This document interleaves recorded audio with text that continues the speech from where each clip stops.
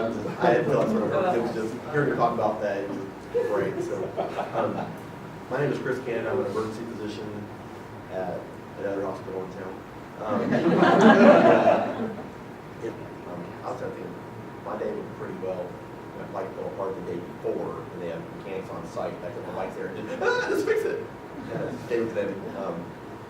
So I really don't have anything that I wish I went over. Race day, and practiced everything leading up to it and stuck to the plan.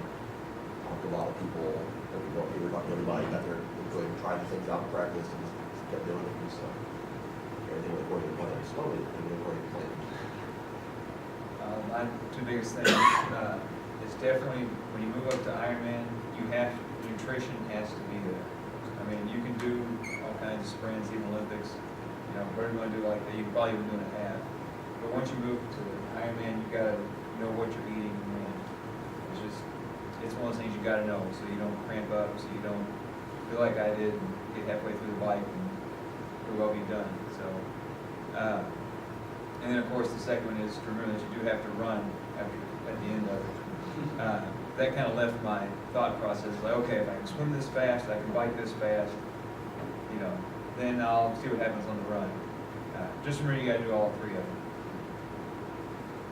Just like you said, nutrition, I had nailed my nutrition. I mean, I knew exactly every minute, every hour, everything. The only thing I didn't factor in was I could not get in a rhythm at the very beginning of the swim. I had a headache from the very first 200. I think I swallowed too much river water. And because of that, then nothing in my stomach settled the entire day. And so when I got to the run, I saw Jeff and I was like, I just want to puke. Should I puke or not? What do I do? What do I do? And I'm running. He's like, you gotta puke, puke. I'm like, okay. And then I left him, and then I couldn't puke after that. Oh! But yeah, it was just I didn't factor in the river water because I didn't expect him to swallow all of it.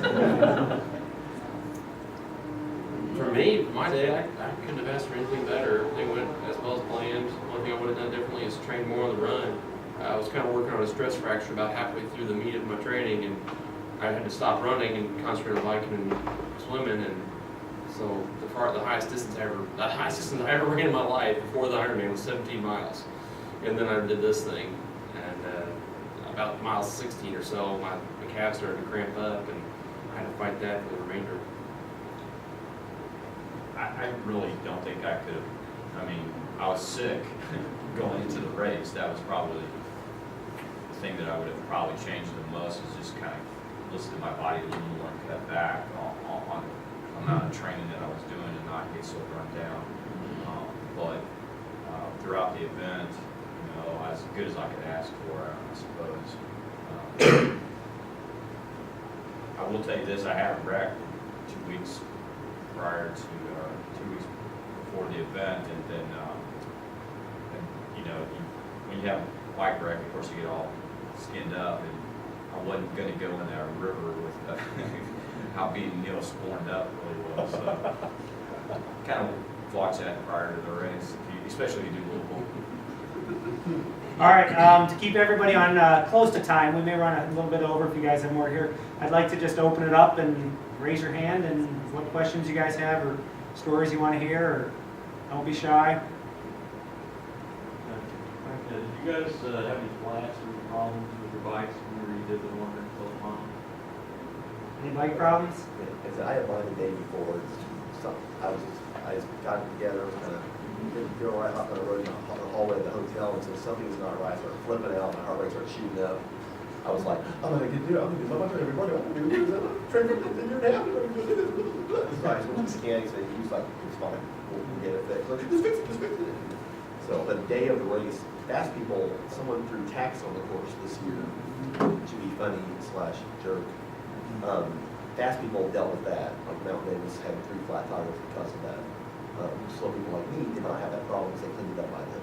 So. I mean, 3 flat tires in one day, in one race, that's unbelievable. I mean, you don't even pack enough. I wouldn't even packed enough tubes to fix 3 flat tires. But again, I'm not an expert at fixing flat. Like Chris, my bike, I took my bike in like a week and a half before the race to get it serviced, and it broke that day when they were like, oh, it's not fixable. Of course, that threw me in another crying fit, because like, I'm a week and a half out of the biggest race of my life, and you're telling my bike is now unrideable, and I don't have a bike, and so another guy who's done Ironman, Dennis Diesel, I called him like in the middle of the day crying, and he's like, let me make some calls. So he called around and he got my bike fixed, and it was all Dennis. What I would say is, No, go ahead. I would say, you're gonna spend a lot of money and a lot of time going into this. You don't want a flat tire to end your day. I mean, me personally, I would know everything front to back on the bike, so if the chain slips off, I know how to get back on there. Because there's few things more frustrating than being on the side of the road while people are zooming by you. The one thing though, to say on these bigger races, they have an assistance van that's coming around, and these guys are like biking ninjas. I heard about it before I ever saw it. They'll pull up on either like a motorcycle with like all kinds of wheels strapped on the back and a toolbox, or a van. They'll come up and need help, and on the side, and it's like, I mean, it's just, they just do it, they fix it. And they actually make that noise. The only problem with it is depending where you are, it might be 30 minutes, an hour until they get to you. So you don't want to rely on them 100% for a flat tire, you don't want to fix it yourself, but some nature, they can try to help you out with that. So that's something better. You have some help out there on big races, so. That's the only, it's the Ironman's the only race that I would practice change a flat tire on. Otherwise, if I get a flat, I'm done for the day, because I don't carry anything with me. My big concern, getting into this, the only thing would be the swim. So number one, you're told to stay out of the river for currents and all that. And I've seen on YouTube how violent it can be. I mean, how would you prepare for something like that? Well, luckily, Jeff, Racing Man Jeff, was going to do a 10-mile swim in October. So he sort of spearheaded a non-team function where we would swim in the river here in town. And we would swim 4 miles in the river here. So that definitely helped. And we do long swims on Thursdays out at Blue Lake, and that helped. And I did go over to Louisville and practice swimming in the exact place where I was going to be swimming. Did you take the crew with you for support to do that, or you just go over and jump in the river? No, there actually is a group. It's called I Am Tri, and this guy is just amazing. He devotes his entire summer and all of his spring to helping anyone who's training for Ironman. So you just get on their website, they send out when they're going to have training runs, training swims on the course. You give them like $5, and it gives you, they'll put up, I mean, if you get a flat, they'll come fix it for you, just call them. They put water stations, aid stations along the whole entire course. So It's good deal. I trained with them all summer. And it was worth the 5, 10, however much I gave them each week to go over and. You go over and spend the day with them. I did. Take care of them. I did, and they were awesome. They got it. All I had to do was show up. Tony? Hey, Cliff, how was your Rev 3 experience? I think everybody else did Louisville. How would you rate Rev 3 for an Ironman? I mean, I didn't have any conflicts with them. I never saw any. I mean, I saw a motorcycle go by every once in a while, but I never saw anybody drafting. So, I mean, that was the big rule I was watching out for. One thing they did mention to us was that once you start to pass somebody, you are required to pass them. They're like, if you don't pass them, they're like taking time off of you.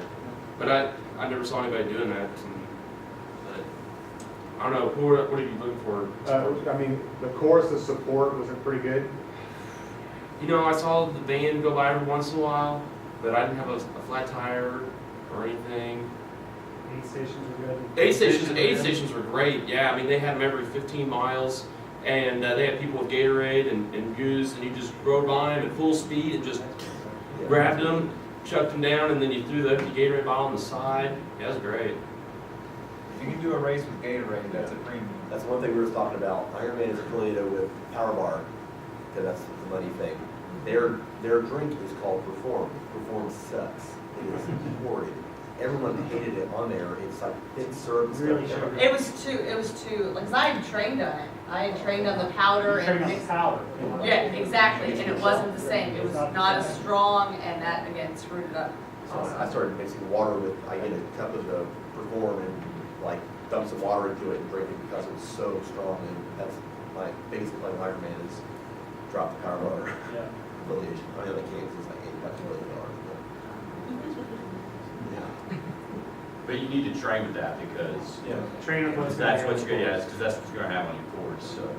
Is there anybody that takes their own nutrition with them? Oh, everybody. Yeah. I mean, if you want to drill Wow, a guys, stick, yeah. we'll pack them. You'll see guys take goo bars up and down their bike, they're just sitting there ripping them off, going down it. I mean, the bike, look at the bike as a buffet, honestly.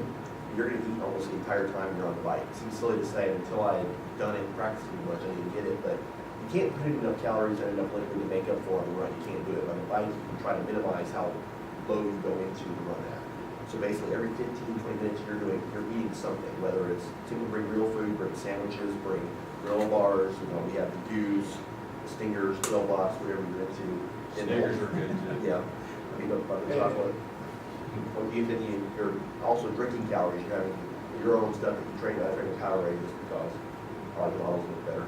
But, you know, so you drink Powerade and that kind of stuff, so I mean, what you train with, what you bring, it's just, on the run, it's a little harder to carry a backpack, you know, you weigh it down while you're crashing, that stuff, you know, they have it on the course. But that being said, I had my nutrition, I brought gel blocks, which is what I ran with, I carried with me. I just use their water and drinks. And then, most of it has some sort of electrolyte replacement, salt tabs or, you know, whatever works for you, but, you know, they don't normally supply those, so you have to have those for yourself. You train that. Bob? That's what I do. Did you have a question? Yeah, I want to know 2731 with the bloody shoes. I want to. All right, he wants, if you guys have seen the shoes and the socks that come across the screen up here, that's blood on those shoes and socks. And Scott, you want to give us a little background on how your race finished? And That's a great picture. Yeah, well, I had no idea what was going on because at mile about 14, you get a special needs run bag, and I changed socks. Checked my shoes. I didn't have any blisters on the bottom of my feet. I usually use some gel or something, you know, that glide stuff so you don't get friction. None of that. Changed socks. So my other socks were really wet, but I'm assuming my shoes must have been soaked from sweat and everything. And my feet started hurting probably about mile 12 or 13. You know, when you run long, your feet will get a little numb. I just kept thinking, well, a couple more miles, they'll be numb, and I won't feel them anymore. And they never went numb. They just kept hurting and hurting. I never looked down at my shoes. I bet I went to the bathroom about 7 or 8 times on the run. I was just taking in as much liquid as I could. There was a couple times I didn't quite make it to the bathroom, so I don't know if that had anything to do with it. But by the time I got done, you know, when you're out there in the dark, like I was, I couldn't see my shoes. And I got to the finisher area where you take your finisher picture, and there was a puddle of water. I stepped in the puddle of water. First time I looked down at my shoes, I'm going, oh, the burgundy from my socks. I had some burgundy in my socks. Must have rubbed off on the shoe. Yeah, I still didn't think anything about it. I didn't go to medical, none of that. So we're starting to walk back to the hotel, and my fiance, she actually said, I'm done walking. Can you come pick me up? I was probably, what, half a mile from the hotel, quarter of a mile? Wasn't very far. And we got back to the hotel, and she started taking my socks off, and she goes, oh, this isn't good. And the socks actually had stuck to the bottom of the foot. So, and I had, you know, I've trained, I've run marathons, I've never had anything. I went to 3 different doctors, went to ER that night, the ER doctor who worked Ironman before, had never seen it on anybody's feet. Went to a podiatrist here locally, he'd never seen it on anybody's feet. My family doctor had never seen it. I don't know that I can explain exactly what happened, but, you know, I had some pain in my feet, but I didn't realize, I think if I had seen it was that bloody, I might have stopped. So I'm thankful that I didn't see it. And if he does have pictures on his phone of his feet, if you really want to see them. They're sort of gross, the pictures you get at dinner. I think that's what you do. Actually, what happened is the ball of your foot, you know, where you get calluses here from running, that whole thing from here to about almost 7/8 of the way across, that was a blister all the way across on both feet. So I had to I'm having to build up those calluses again.